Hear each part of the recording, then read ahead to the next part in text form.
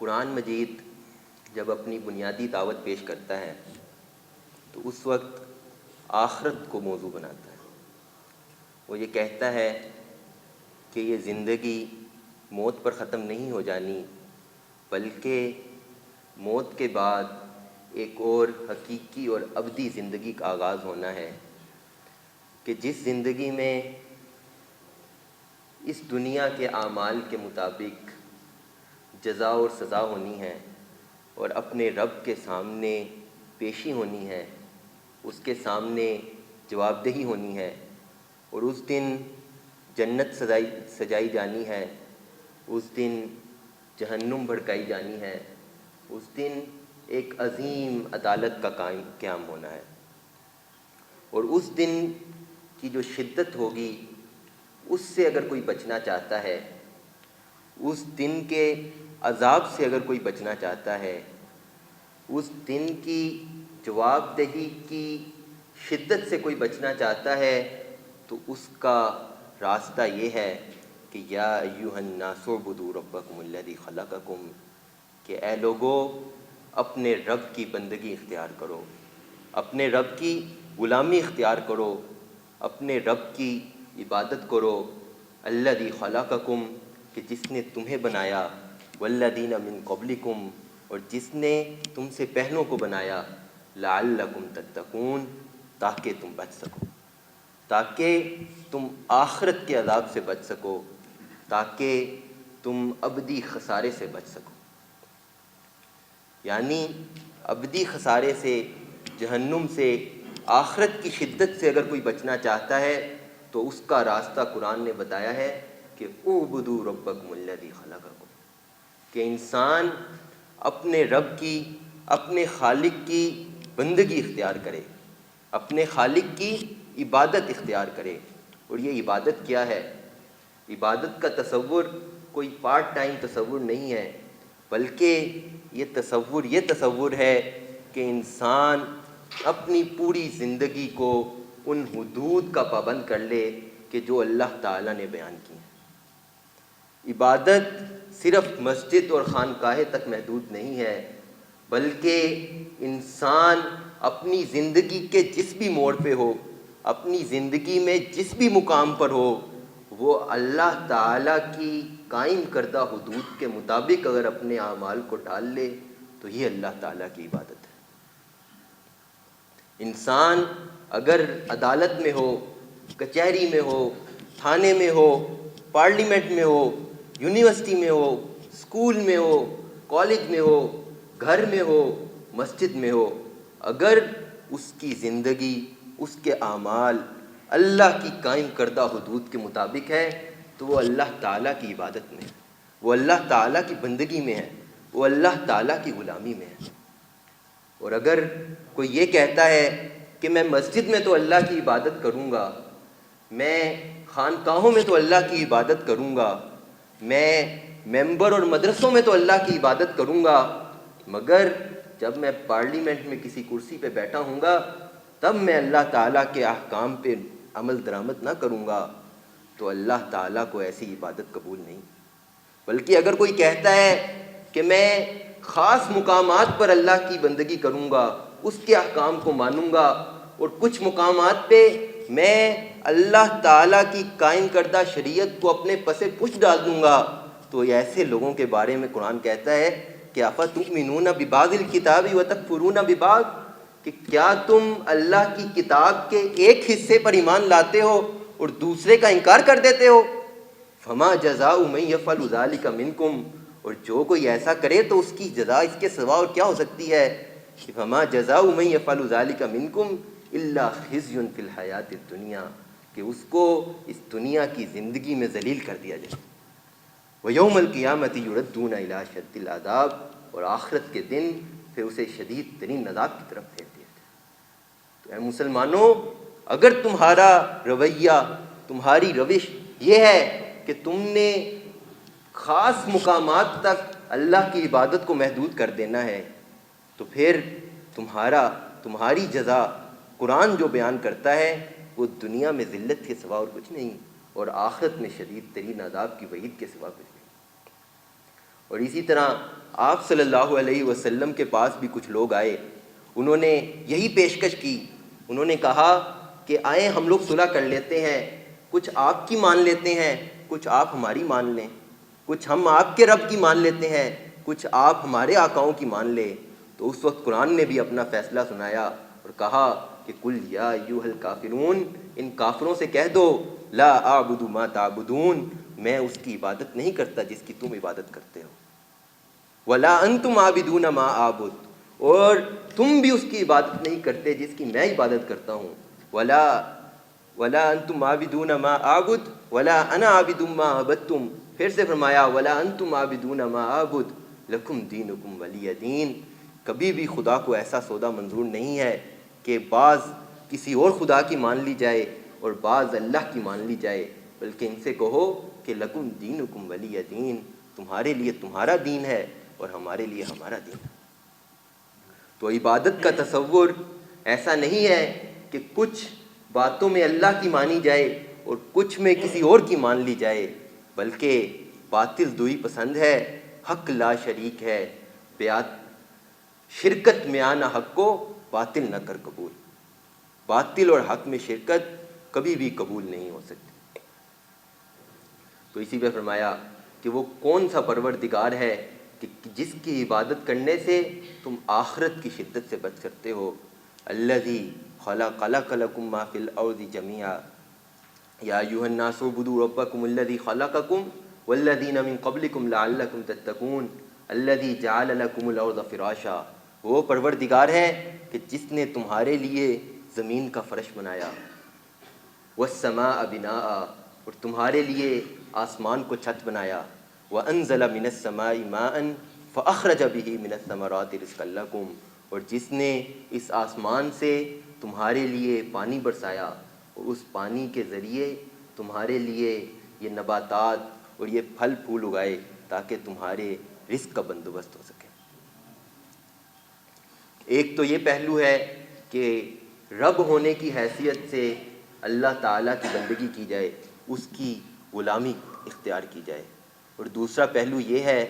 کہ جس پروردگار نے تمہارے لیے یہ زمین بنائی ہے، تمہارے لیے یہ آسمان سجایا ہے، تمہارے لیے یہ کائنات بنائی ہے، تو اس کی نعمتوں کا شکر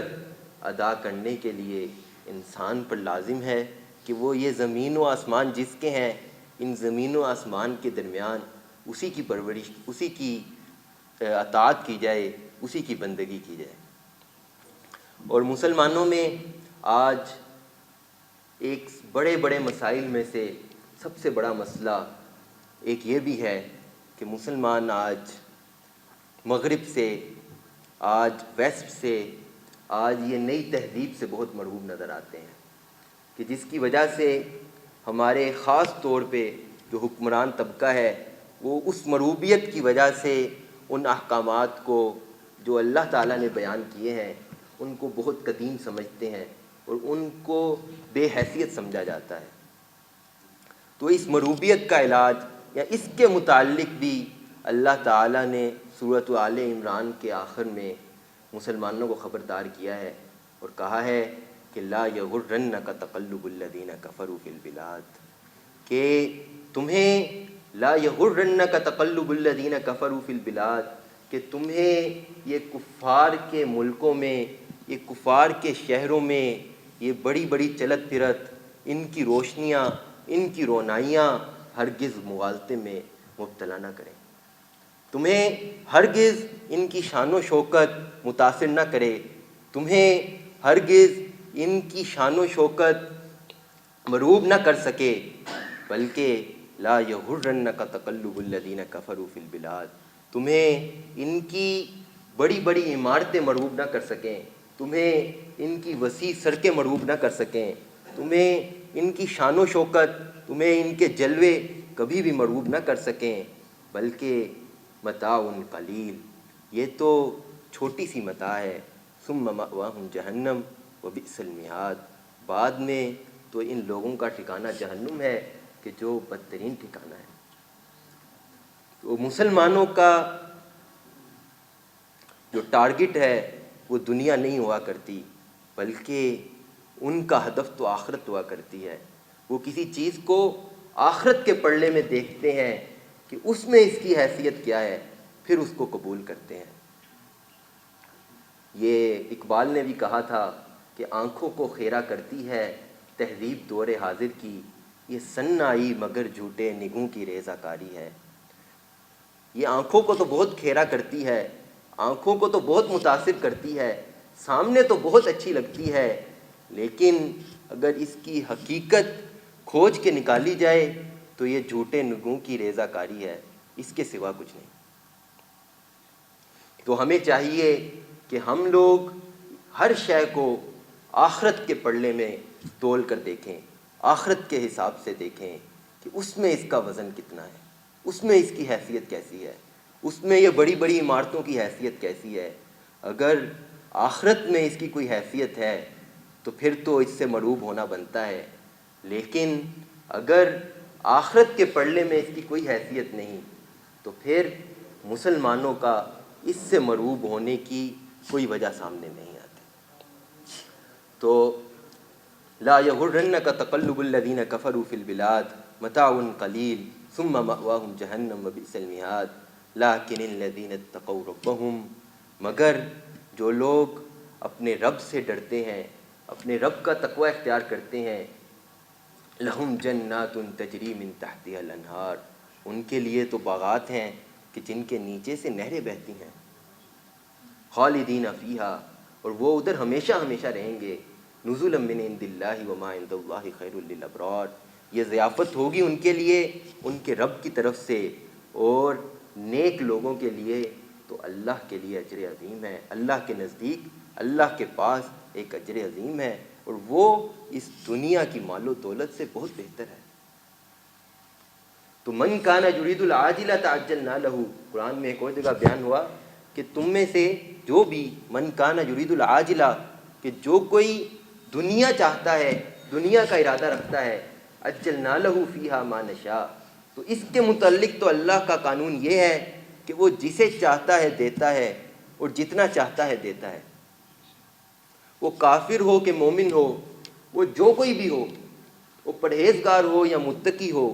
یا پھر وہ سرکش اور فاسق کیوں نہ ہو،